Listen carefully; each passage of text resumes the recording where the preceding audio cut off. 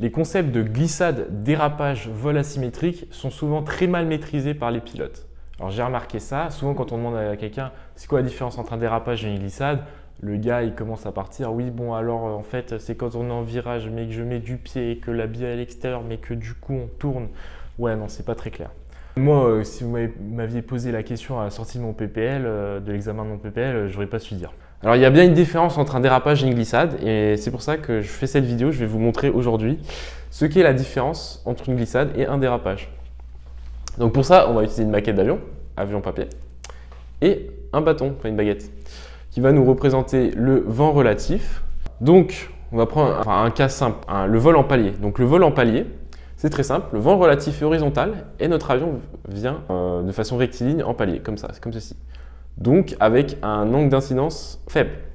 L'angle d'incidence, c'est l'angle entre la baguette, donc le vent relatif, et la corde du profil d'aile. Donc en palier, généralement, il est relativement faible. Alors en anglais, on appelle ça angle of attack. Donc c'est un faux ami. Enfin, angle d'incidence, c'est un faux ami en anglais parce que the angle of incidence en anglais, c'est l'angle entre l'axe longitudinal de l'avion et la corde du profil d'aile. Donc c'est un angle fixe, alors que l'angle d'incidence en français, c'est dit angle of attack en anglais, et c'est un angle qui change en permanence en fonction du vent relatif par rapport à la corde du profil d'aile. Donc en palier, nous avons notre situation comme ça, avec le vent relatif qui est parallèle à l'axe longitudinal de l'avion, donc l'axe longitudinal de l'avion qui est l'axe de roulis, autour duquel on tourne l'avion pour incliner les ailes. Donc on est dans cette situation. Alors maintenant, qu'est-ce qui se passe lorsqu'on est en vol asymétrique? Alors le vol asymétrique, c'est très simple. C'est juste quand le vent relatif n'est pas parallèle à l'axe longitudinal de l'avion. C'est tout. Donc c'est juste quand on se retrouve dans cette position-là. Voilà, avec le vent relatif qui n'est pas parallèle. Et donc dans ce cas-là, on aura la bille qui ne sera pas centrée et qui indiquera d'où vient le vent. Alors, pour ceux qui ne savent pas, quand vous avez la bille à droite, le vent relatif vient de la droite, c'est-à-dire qu'il vient taper le côté droit du fuselage. Quand vous avez la bille à gauche, le vent relatif vient de la gauche, il vient taper la partie gauche du fuselage. Ça indique d'où vient le vent relatif, la bille, pour ceux qui ne savaient pas. Donc voilà, vol asymétrique, vol symétrique. Donc maintenant, on va voir ce qu'est une glissade dans un premier temps. Donc on va prendre l'hypothèse que le vent relatif provient de la caméra et vient vers moi. Donc lorsque l'avion est en palier, on est dans cette situation-là. Donc on a un angle d'incidence faible. Lorsqu'on est à basse vitesse, on va avoir un angle d'incidence qui est fort.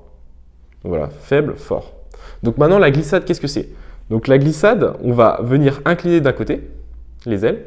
Donc peu importe, à gauche ou à droite, donc on va prendre à droite, voilà, comme ceci. Et ensuite, on va venir mettre du pied à l'extérieur du virage. Donc vers la gauche, pour ce cas-là. Donc tac. Donc, voilà. Donc, une fois dans cette position, on est en glissade. Alors, qu'est-ce qu'on remarque? Bon, déjà, le vent relatif vient du côté droit. Donc, on est dans cette position. Donc, on aura la bille à droite. Donc, à l'intérieur du virage. Qu'est-ce qu'on remarque aussi? C'est que le nez de l'avion vient perturber le flux d'air, l'écoulement d'air, sur l'aile haute, au niveau de l'emplanture de l'aile, ici.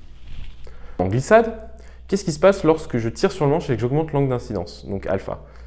Et bien en fait, votre avion aura tendance à revenir les ailes à plat. C'est pour ça qu'une glissade n'est pas forcément une manœuvre dangereuse. En fait, ce n'est pas une manœuvre dangereuse, puisque en fait, la tendance, si on lâche les commandes de l'avion, est de revenir les ailes à plat. Maintenant qu'on a vu la glissade, on va voir le dérapage. Donc le dérapage, on reprend l'hypothèse du vent relatif qui provient de la caméra et qui vient vers moi. Et donc ça commence pareil, donc on va incliner d'un côté les ailes, donc peu importe, donc on va prendre ce côté-là, encore une fois. Et cette fois-ci, on va mettre du pied à l'intérieur du virage. Tac. On va se retrouver dans cette situation. Et donc là, qu'est-ce qu'on remarque? On peut être comme ça, voilà. Donc, qu'est-ce qu'on remarque? On remarque que, déjà, le vent relatif vient de la gauche. Donc, on aura la bille à l'extérieur. On aura la bille à l'extérieur du virage. Pardon, c'est comme ça. Donc, on aura la bille à l'extérieur du virage. Ensuite, le nez de l'avion va venir perturber l'écoulement d'air. Donc il va venir perturber l'écoulement d'air sur l'aile basse, ici. Donc là, on est plutôt dans une situation dangereuse. Parce que si on perd de la portance sur l'aile basse, on risque de se retourner comme ça. Le dérapage est une manœuvre dangereuse. Qu'est-ce qui se passe si j'augmente l'angle d'incidence? En fait, ce qui va se passer, c'est que lorsque je vais augmenter l'angle d'incidence, une partie de l'aile basse va décrocher et on va se retrouver à piquer du nez, les ailes inversées. Donc pas une situation d'avenir. Donc maintenant qu'on sait la différence entre une glissade et un dérapage, on va voir un peu ce qui se passe aux limites du décrochage, ce qui est vraiment intéressant. Et pourquoi la glissade est vraiment plus sûre que le dérapage. Donc pour ça, il va falloir que j'introduise un petit concept qui n'est pas très maîtrisé, qui n'est pas vraiment maîtrisé par les jeunes pilotes, c'est le concept de prédominance des ailerons ou de la gouverne de direction pour incliner l'avion autour de l'axe de roulis. What the hell is even that? Donc, alors, qu'est-ce que ça veut dire tout ça? Alors, c'est très simple.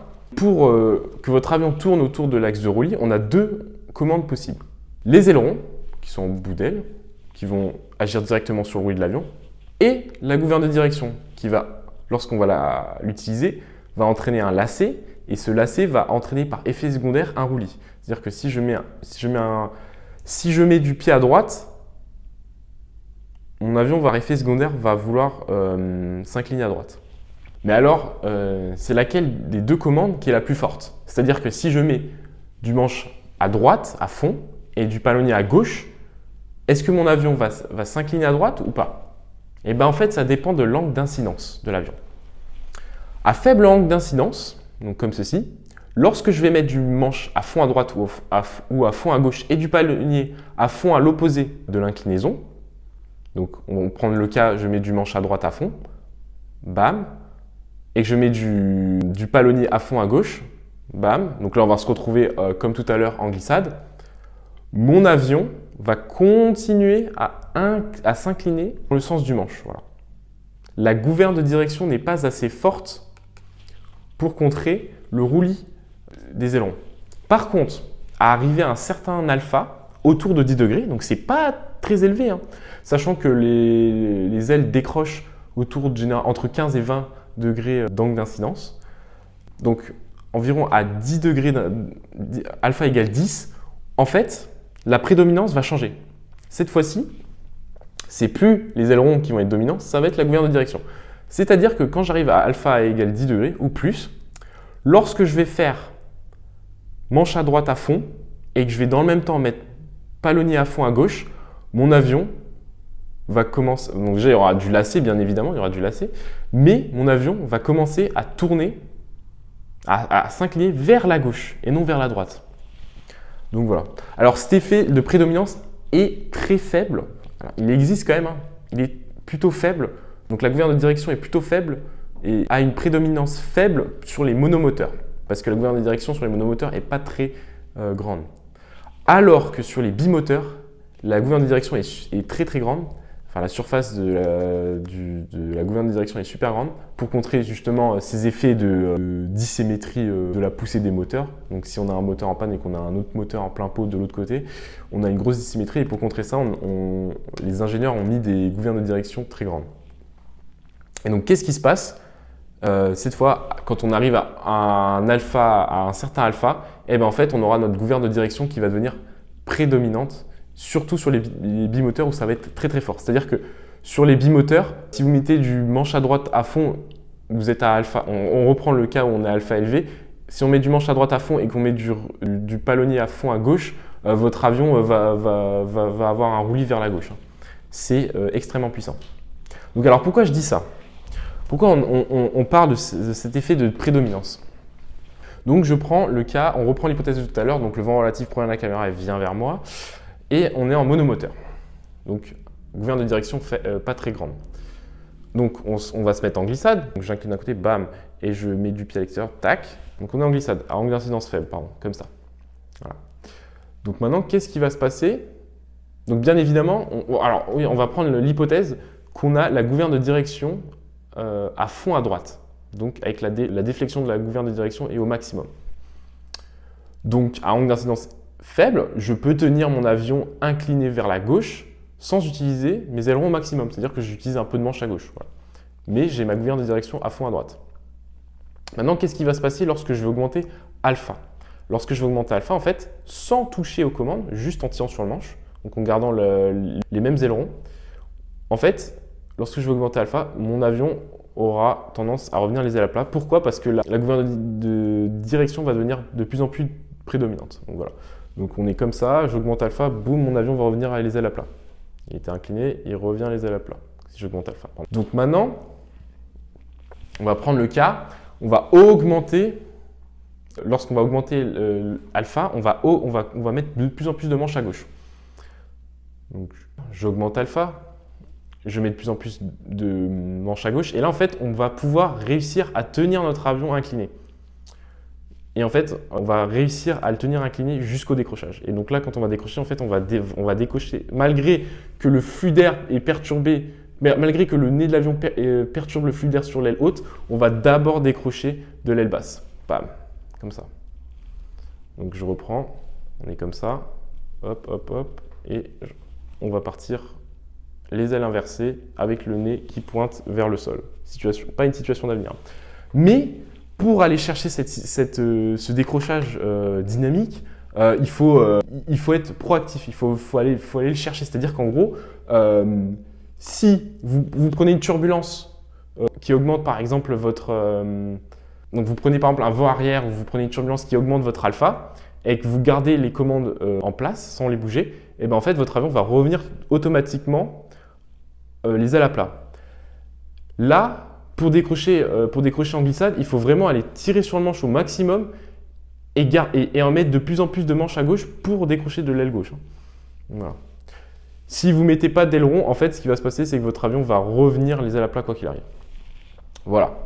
Donc, la glissade, ce n'est pas une situation dangereuse parce que votre avion veut revenir les ailes à plat quoi qu'il arrive.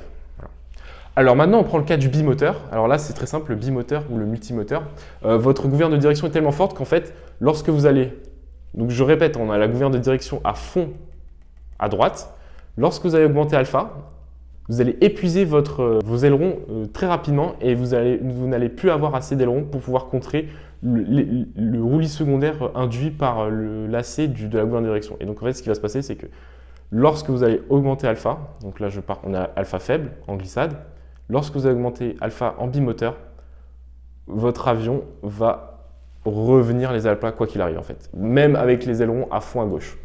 Donc c'est quasiment impossible de partir en décrochage dynamique de l'aile basse en glissade sur bimoteur. Alors attention, hein.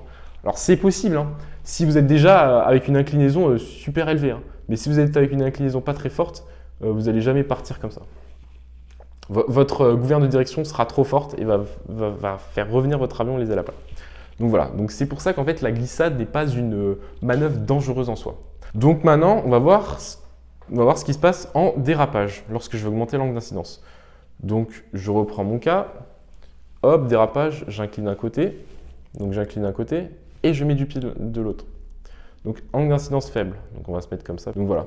Donc là, lorsque je vais augmenter alpha, alors qu'on soit en bimoteur ou en monomoteur, peu importe, quand je vais augmenter alpha, et ben en fait, vu que la gouverne de direction va devenir encore plus prédominante, en fait, ça va augmenter le roulis automatiquement en fait. Donc si j'augmente alpha, bam, mon roulis va augmenter. Et si j'augmente trop fort d'un coup, hop, on va directement décrocher. Donc l'aile en bas va décrocher directement et on va se retrouver en début de vrille ou en virage engagé, enfin c'est la même chose, avec le nez de l'avion en bas vers le sol et les ailes renversées. Et alors là, pour sortir de cette situation, il vous faut 1000 pieds, quoi. Si vous êtes en tour de piste, dans le circuit de tour de piste, vous êtes quasiment décédé, quoi. Donc maintenant qu'on a vu ce qu'est un dérapage et ce qu'est une glissade et les risques associés, on va voir à quoi ça sert une glissade et un dérapage. Donc déjà, je vais vous faire directement le dérapage. Le dérapage, ça sert à rien. C'est une position extrêmement dangereuse qui risque de vous emmener en début de vrille ou en décrochage dynamique. Par contre, la glissade, c'est utile. Pourquoi? Donc on va reprendre le cas de tout à l'heure. Je vais me mettre en glissade. Donc j'incline d'un côté et je mets du pied à l'extérieur. Alors à quoi ça sert la glissade? Alors si vous remarquez bien, la section du fuselage au vent va être plus importante. Et donc en fait, ça va créer plus de traînées. Et donc en glissade, vous allez créer plus de traînées et donc vous allez pouvoir perdre plus d'altitude plus rapidement. Et donc c'est utile lorsqu'on est trop sur le plan pour pouvoir perdre de l'énergie. Alors bien sûr, avant de faire ça, il faut d'abord réduire la vitesse. Non, enfin d'abord, avant d'utiliser la glissade, c'est vraiment en dernier recours généralement. Vous réduisez déjà à la vitesse d'approche, ensuite vous sortez les pleins volets. Et si ça ne suffit pas, vous pouvez utiliser la glissade. Donc j'incline à côté et je mets du pied à l'extérieur. Et là, votre avion va descendre beaucoup plus vite puisqu'il y aura plus de traînées dues à la section de l'avion plus grande. Alors, deuxième point qui est utile avec les glissades, c'est tout simplement l'atterrissage par vent de travers. Alors pourquoi ? Parce que lorsqu'on atterrit de travers, on a le vent relatif qui n'est pas dans l'axe de la piste. Quand on atterrit en vent de travers, en tout cas sur petit avion, alors sur gros avion, on utilise une autre technique, mais sur petit avion, on va venir se mettre en glissade juste avant de poser des roues, ou un petit peu avant, généralement quand on passe au-dessus du seuil de piste. On peut même le faire pendant toute la finale. Donc en fait, maintenant on va changer d'hypothèse. On va prendre le sens de la piste, c'est de la caméra vers moi. Donc ça c'est le sens de la piste. Et maintenant nous avons le vent au sol qui va venir de la gauche, enfin de votre droite du coup. Donc qu'est-ce qui va se passer ? Très bien, on va être en crabe parce que le vent relatif va être comme ça. Donc le vent relatif va venir de la droite, donc on va être comme ça. Donc je vais mettre plutôt comme ça. Maintenant, nous, pour atterrir en vent de travers, on veut avoir les roues parallèles à la piste pour ne pas déraper, mais aussi on veut que la trajectoire de l'avion soit parallèle à la piste. Donc on veut les roues et la trajectoire de l'avion parallèle à la piste. Et pour faire ça, en fait, c'est très simple. On va se mettre en glissade. Donc on va être comme ça. Pardon, voilà, comme ça. Et là, on va mettre le nez sur la piste. Tac. Donc d'abord, j'étais en crabe, hein, avec le vol symétrique avec le vent relatif parallèle à l'axe longitudinal. Donc, et ensuite, pour me mettre en glissade, je vais mettre mon nez parallèle à la piste, comme ceci, et je vais incliner. Je vais incliner mon avion. Voilà. Et donc là, on va se retrouver en glissade. Et donc, avec ça, on va pouvoir voler parallèle à la piste avec une trajectoire parallèle et les roues au sol qui sont parallèles à la piste. Et donc, on n'aura pas de dérapage au niveau du toucher. Donc, voilà à quoi ça sert la glissade. Et comme je l'ai dit, comme ce n'est pas une manœuvre dangereuse, on peut le faire au moment de l'atterrissage, en approche, à vitesse faible, donc 1,3 fois la VS, quoi. Et ça pose aucun souci. De toute façon, si d'un coup, l'angle d'incidence augmente et vous approchez le décrochage, on se rappelle de ce qu'on avait dit, c'est que la gouverne de direction devient prédominante et donc les ailes vont redevenir à plat automatiquement. Et donc vous allez décrocher, vous n'allez pas avoir un décrochage dynamique, vous allez avoir un décrochage à plat. Et là, bon, il suffit juste de remettre du moteur, quoi. Donc nous voilà dans le simulateur, donc on va montrer ce que c'est un dérapage et une glissade. Donc je ne l'avais pas dit avant, mais une glissade c'est en anglais side slip, et un dérapage en anglais c'est skid.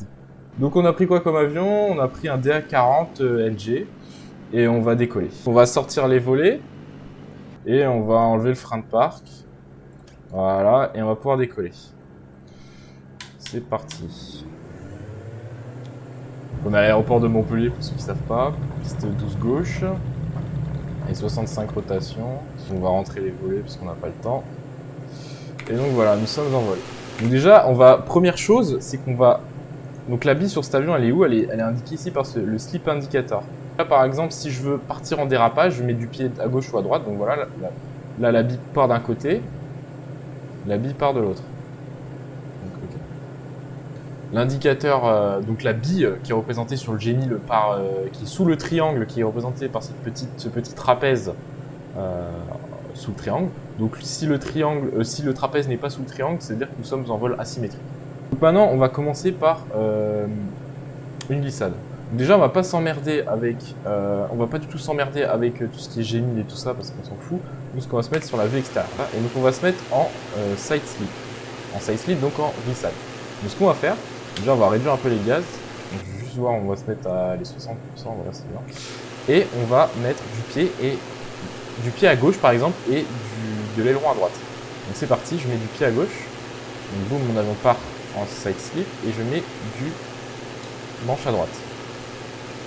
Et donc là, nous sommes en glissade. Nous sommes en virage glissant. Donc on glisse vers la droite. Donc si on regarde dans le G1000, donc on observe bien la bille qui est à l'intérieur du virage, les ailes qui sont inclinées et on est en virage à droite. On va faire un dérapage. Un dérapage c'est très simple, il suffit juste de mettre du pied d'un côté et voilà, on va se retrouver en dérapage. Et donc là on est en dérapage et donc ce qui se passe c'est qu'en dérapage vous avez le roulis qui continue à augmenter jusqu'à qu'on se retrouve avec le nez bas et les ailes renversées. Ce qui nous intéresse vraiment c'est à basse vitesse. Donc le dérapage à basse vitesse et la glissade à basse vitesse. Donc on va remonter à 3000 pieds. Nous sommes en palier. On va mettre une puissance de 50%. On a les volets sortis. Et là on va se mettre en glissade. En glissade avec la dérive à fond. Donc on va incliner d'un côté et on va mettre la dérive à fond de l'autre côté. Voilà, comme ça. Hop, nous sommes en glissade. Voilà, donc je vais maintenir l'altitude. Donc là on voit bien que notre bille est à l'intérieur du virage. On tourne vers la droite et voilà. Et donc là ce qu'on va faire c'est qu'on va réduire les gaz. Donc je réduis les gaz, voilà. On va voir ce qui va se passer. Je ne touche pas les commandes, juste je maintiens les commandes que j'ai. Et qu'est-ce qui va se passer? Déjà, on va... Donc là je vais tirer un peu sur le manche pour garder un peu l'altitude, mais sans toucher les ailerons. Je continue. Et regardez ce qui va se passer.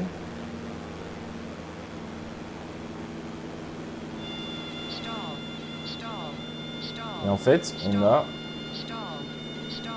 on continue. Et en fait, on a les ailes qui reviennent à plat. Regardez. Là, je touche, j'ai toujours le même taux d'aileron. Bien sûr, si j'incline encore plus, hop, j'ai mes ailerons qui vont incliner encore plus mon avion. Mais on voit bien le changement de prédominance entre la gouverne de direction et les ailerons. Voilà, je ressors les volets, je mets 60% à peu près. Et donc là, on va se remettre en glissade, cette fois dans l'autre sens, par exemple. Donc je mets du pied à fond à droite et des ailerons à gauche. Et donc cette fois, maintenant, je vais, au fur et à mesure que alpha va augmenter, je vais continuer à mettre de plus en plus d'ailerons. Donc on est parti, donc je réduis les gaz. Et en même temps, je vais tirer sur le manche. Et je vais contrer la tendance à avoir les ailes qui reviennent à plat avec de plus en plus d'ailerons. Donc je tire sur le manche. Voilà. Donc là, on arrive à très basse vitesse. Et voilà, donc là, je remets encore plus d'ailerons pour incliner dans pour incliner mon avion. Je continue. Et là, hop! Et on est parti. Et là, hop, nez bas. Donc voilà ce qui se passe si vraiment, dans la glissade, on va vraiment chercher à incliner toujours à mettre plus d'ailerons. Alors que si on ne touche pas les commandes, l'avion revient avec les ailes à plat. Donc on ne décroche pas, on revient avec les ailes à plat. Donc c'est quand même on va dire que la glissade est quand même safe. Maintenant, on va voir ce qui va se passer avec le dérapage. Je vais mettre en dérapage, je vais tirer sur le manche et on va voir ce qui va se passer. Donc voilà, on arrive à 3000 pieds, hop. Donc 1 degré de volet, voilà. On va se mettre en dérapage. Donc c'est parti. Là, je vais réduire la vitesse. Donc au début, on va juste se mettre en virage tranquillement. Voilà. Et là, on va se mettre en dérapage. Et voilà, et ça part tout de suite, hein. Ça part tout de suite en vrille.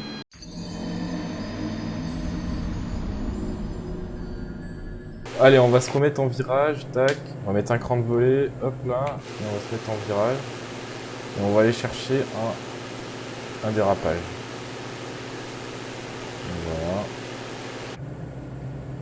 Donc sachant que vous pouvez faire un dérapage aussi avec les ailes à plat. Hein. Si votre avion tourne, si votre avion est en virage et qu'il y a les ailes à plat, on est en dérapage. Si votre avion a les ailes inclinées mais qui ne tourne pas, on est en glissade. À basse vitesse, je vais réduire les gaz et cette fois, on va se mettre hop. Et là, on va mettre rudder à fond et hop. On tire sur le manche et bam. On est en vrille.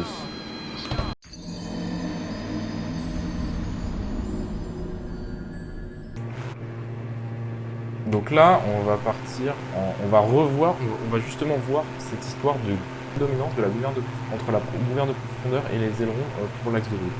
On va se mettre à 1500 pieds. Et là, on va se mettre en side slip, donc en glissade. On incline d'un côté, je mets du pied de l'autre. Voilà. On va se mettre carrément rudder à fond. Et donc déjà, rien qu'à cette vitesse, si je mets du rudder à fond, je ne peux pas incliner les ailes de l'autre côté. Alors si j'accélère en vitesse, Et donc là, bon là, si j'incline à fond avec les ailerons, je peux quand même tourner. Maintenant, qu'est-ce qui va se passer? Donc je vais réduire. Et je vais réduire ma vitesse cette fois. On va voir ce qui va se passer. Je vais pas réduire à fond. Donc là, je mets de plus en plus d'ailerons. Hop, hop, hop. Donc là, je tiens encore, je tiens encore, je tiens encore.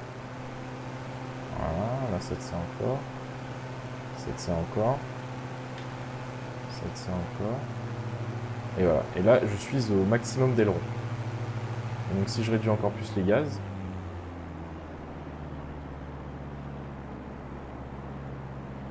en fait, on voit bien. Don't sink. Don't sink. Et donc voilà. Et là, vous avez l'avion qui veut revenir avec les ailes à plat, alors que j'ai les ailerons au maximum. Donc voilà. Don't On va sink. remettre le gaz. Hop, on fait un petit trousseau. Donc allez, on va se remettre en side slip. Donc j'incline à côté, je mets du rudder de l'autre. Donc là, on va se mettre en full rudder. Voilà. Full rudder. Déjà, je dois mettre du palonnier au... Enfin, je dois mettre du... Alors, je dois mettre des ailerons au maximum. Donc voilà. Donc là, je vais réduire ma vitesse. Voilà. Hop, je vais augmenter mon alpha. Voilà. Et je vais essayer de combattre avec les ailerons. Là, j'essaie de combattre. Donc déjà, on voit bien que je suis à fond à droite. Hop, là, je suis à fond à droite. Et regardez ce qui se passe. Bah, mon avion part à gauche. Donc on a vraiment cette prédominance des ailerons, de la gouverne de direction à angle d'incidence élevé. Et donc là, si je reste dans cette position-là, imaginez, bah, je veux reprendre le contrôle, on a le rudder qui est bloqué, et ben en fait j'ai juste à réduire l'incidence. Hop, on est tout de suite parti. Là, je re-augmente l'incidence. Et qu'est-ce qui se passe? Notre avion repart dans le sens de la gouverne de direction. Donc voilà, c'est tout pour moi.